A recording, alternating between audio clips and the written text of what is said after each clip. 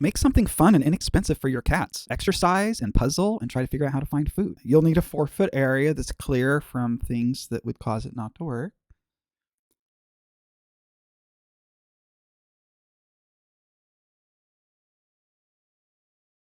Here I'm demonstrating for cracking out how rocking it back and forth makes food come out. Here, Harpy's actually eating out of it. Now that I've given her some food, and then the great moment, it worked. She walked across and it worked. Now this is the previous prototype, and you can see how it works. See how the plunger goes in and out so that it goes up in there and food can goes in it, and then it drops back down and food falls out into the plate. And there's the same thing on both sides. So when the cat walks back and forth, each time it walks back and forth, a few grains of food are released into the plate. There's the plungers that came from the dollar store underneath. We'll make good use of those. See the overall mechanism. And this was a prototype, and it was only 12 inches wide, and it had a big downside.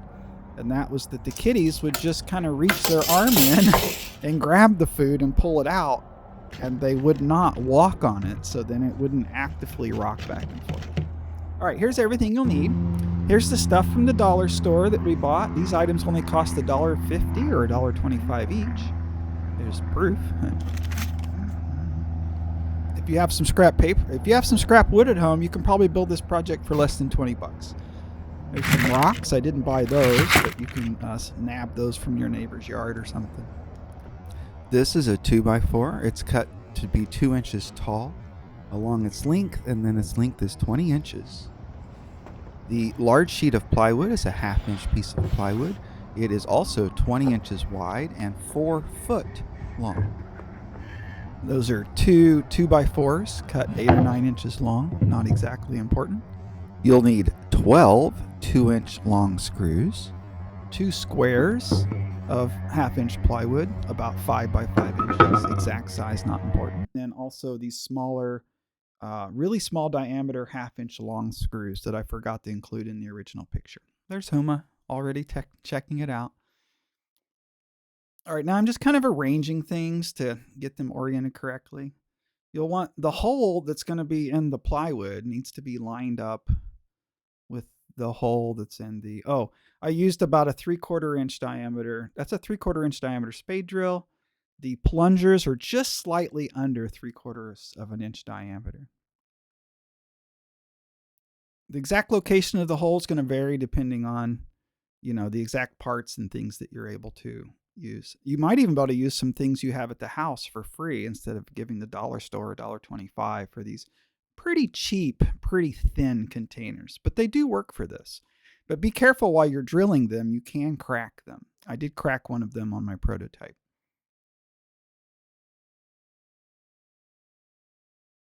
Huma's a good kitty, by the way.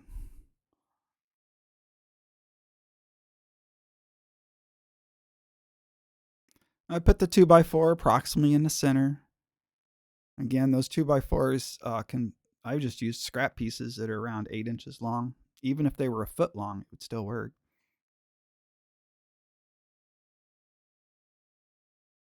And you have multiple chances to see what I'm doing because I do pretty much the same thing. Actually, this thing is identical it's a mirror image, the same as the left and the right. Okay, now I'm putting those 5x5 pieces of plywood on. Then I'm getting that hole lined up just right. The hole that's in the plastic container lines up just right with the hole that's in the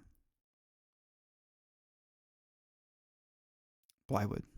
There's those small diameter 1/2-inch screws that 6 of them, 3 each, that hold these in, hold the containers on.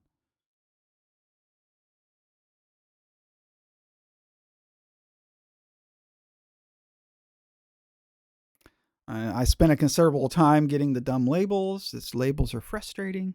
These plungers were only $1.50, which is even cheaper than you can buy a dowel rod from the hardware store or Walmart. So it's a great deal. Plus, I used all of the plunger. Like I used most of the plunger, because you use the base of the plunger to be a rubber piece that sits on the floor. You use the strips of the rubber. We'll see that soon. Anyway, these are pretty cool, but you have to cut them off at a certain dimension. And again, depending on exactly which pieces of scrap wood you use or exactly which pieces of plastic containers, it's going to vary the exact dimensions. You know, if you have any questions, you can ask them below and I'll help you. But, you know, or pause the video in certain spots so you can kind of see the tape measure that I hold up to kind of give you an idea. First, you drill a really small hole, like an 1/8 inch hole, and then you drill a spade. You enlarge it with the spade drill. This you're making a little pocket. I used a 5/8 spade drill, but I think I should have used a 1/2 inch. I think slightly smaller hole in this pocket and maybe a little bit less deep would have been better when you make yours. Obviously, if it depends on the size of the cat food, the size of the dowel rod. I mean, I don't know if your plungers are going to be the same size as my plungers at your dollar store.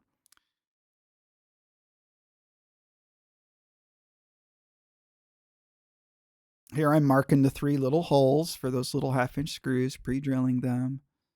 You notice I keep making sure the plunger's lined up, that the plunger lines up with those holes. There's those 3 little screws go in there. Plunger still lines up, moves freely. It's important. And then doing the other side, same thing.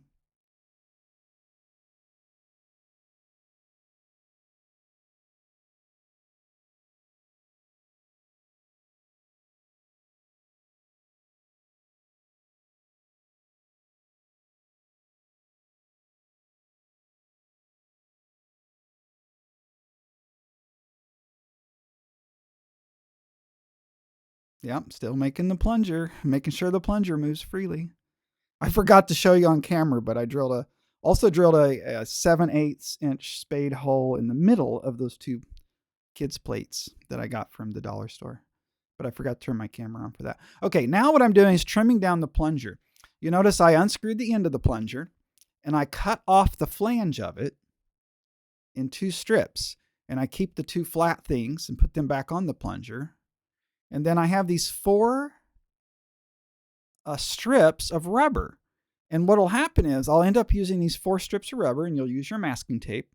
And you'll use the masking tape to just secure the 4 strips of rubber that came from the plungers. Secure them like you see me putting on here.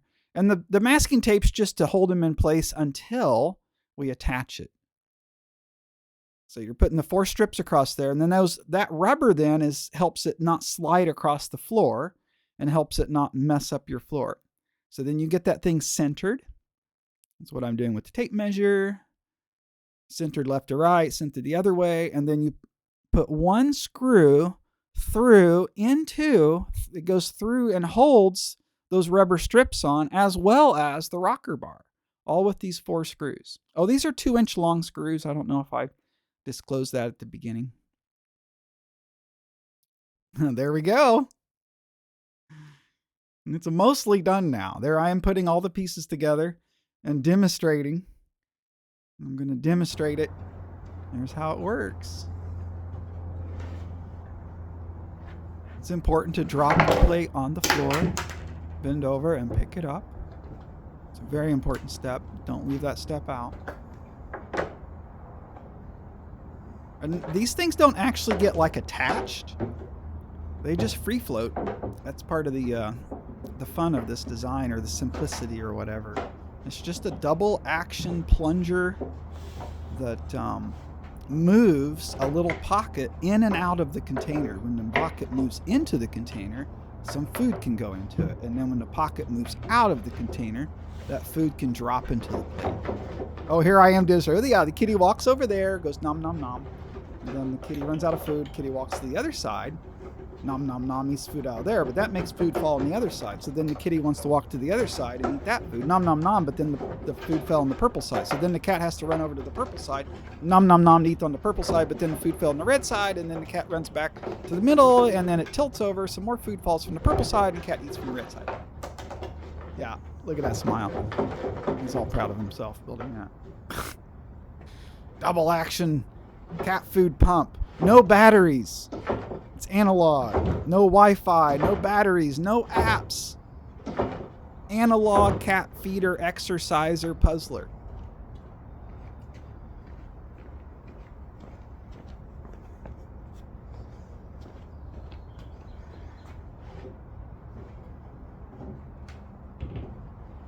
Now, the only other thing that to do is if you don't put weight on the plungers, if you don't have something that weights them down, then they'll stick up in and they'll stop dispersing food. That was something I learned from one of the prototypes. So you have to add some weight. Now, the way I added weight here was I just took some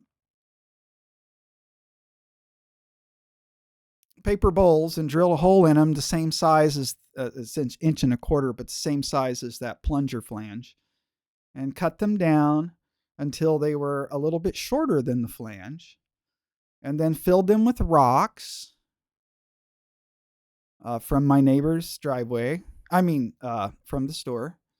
And occasionally I would forget to turn the video recorder on. I missed that step too, but I re-show it to you. I show how I, trimmed it all down and put tape on it so the glue doesn't get out, and then fill it with rock so it has weight. And then you'll see me here in a second pour glue and glue and glue. Now, it's really important. Don't get this glue on the wood stick. Be careful. That wood stick needs to be nice and slick and, round, so it'll go up and down through that hole. But you'll need lots and lots and lots of glue on the rocks. But, the glue only cost $1.25 or $1.50, and the rocks were free, and the paper plates were just a few pennies each.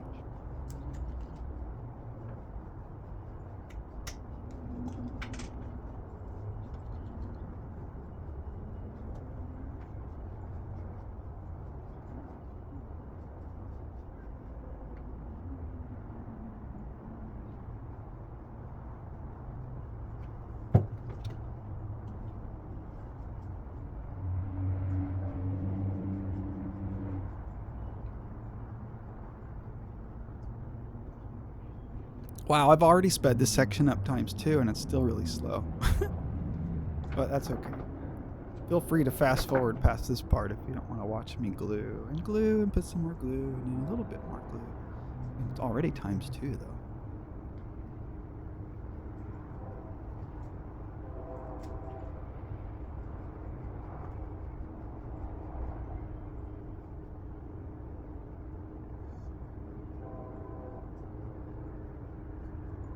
And then you have to let these things, you have to let this glue set up for several days. And then it still was like kind of wet, so then I had to set it in the sun for a couple of days. But it did eventually harden sufficiently that it held the rocks and that paper all together. And I was able to then use it under the, you'll see here in a minute.